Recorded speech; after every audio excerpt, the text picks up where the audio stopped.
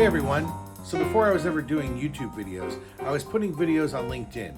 In this one, I speak about lessons that I learned in render management and render efficiency that I actually apply to my everyday life. Here we go.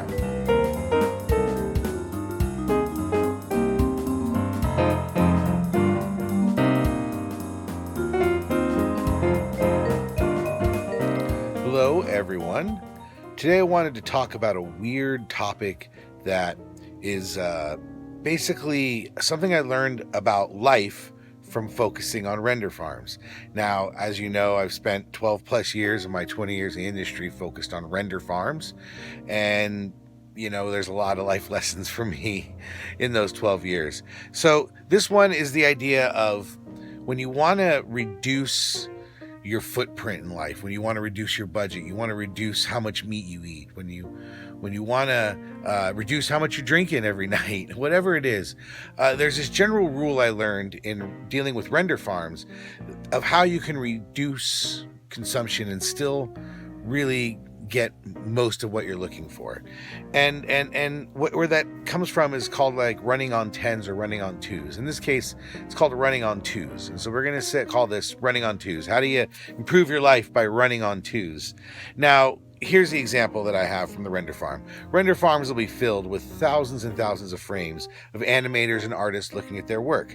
They submit all sorts of work to the render farm at night, and as you can imagine, with 24 or 30 frames per second, depending on the project, and the many seconds and minutes of footage that's being worked on, it's just tens of thousands of frames being submitted every single night. And in the morning, often there's a backlog overnight and people don't have their work that they were expecting to see in the morning. And this is a big part of the render farm contention and render farm traffic control that I would have to deal with on a daily basis. And so what we would do is we would ask the artists the supervisors would go out there and say, hey, if you're not finaling a shot, run it on 10s. Now, what does that mean? That means run every 10th frame. So you can imagine like a flip book. If you're an artist, an animator, or a lighter, and you're looking at your work at an early stage, you don't need to see every single frame. You can see every 10th frame and get a sense of how the character is moving or how the scene is playing out. And as you get closer to the end, you can run it all the way. But the big reason I bring this up is when I would hear that from the soups, I would often go up to him and say, well, look, how about just run it on 2s? And meaning running every other frame. Now, for artists, they would see that the work would be almost good enough to work pretty close to the end. I mean, if you're getting every other frame, if you look at the animation of, say, 15 or 12 frames in a second, it still gives them a pretty good sense of how the character is moving or how the scene is lit or whatever particular aspect they're working on. But the effect on the farm is massive. When you have most of your artists switch to running on 2s or running every other frame, the immediate reduction on the farm is half, right? You see a 50% reduction, but they still see every other frame. Now, what has this got to do with life? And let's just take, a lot of people are trying to go into a plant-based diet. I myself have dabbled with it, or at least vegetarianism, and it's a challenge to just stop eating meat. So one of the things you can do is say, you know what? I'm just going to run it on 2s. I'm going to have meat every other day. And I'm going to skip meat every other day. And what you've done, and let's just imagine if the whole population did that, you'd see an immediate reduction in half of the meat and dairy consumption, depending on what you're looking to cut out. And although that's a 50% reduction and that's huge, and it's not easy, but the reality is you're running it on 2s. That means that every week you get to have meat.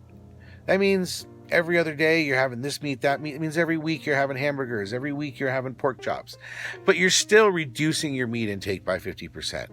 Now, you can apply this to alcohol. I know a lot of folks like to come home and have a glass of wine or drink every night.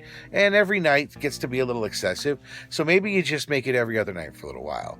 You'd be amazed how your bottle react. Or maybe it's dessert every night. And maybe you say, you know what? I'm going to skip dessert every other night, and immediately your body is getting 50% of less sugar of that dessert intake. And you can apply this to anything you're looking to trim back. You're spending, maybe going to Starbucks versus just having some tea at home. Maybe you should start doing it every other day. That means every week you get to go to Starbucks and you get to enjoy it.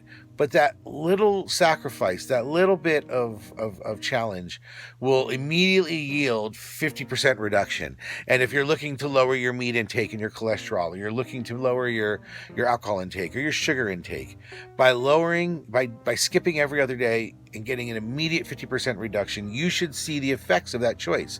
Now, maybe you decide that you so enjoy the effects of reducing your input, your use, that you say, you know what, I'm going to start doing it maybe just once a week. And you can make those choices further along, but just taking the first step without a lot of analysis, without a lot of thought, you can just say, you know what, let me run it on twos. Let me just cut it to every other day, and we'll see what happens.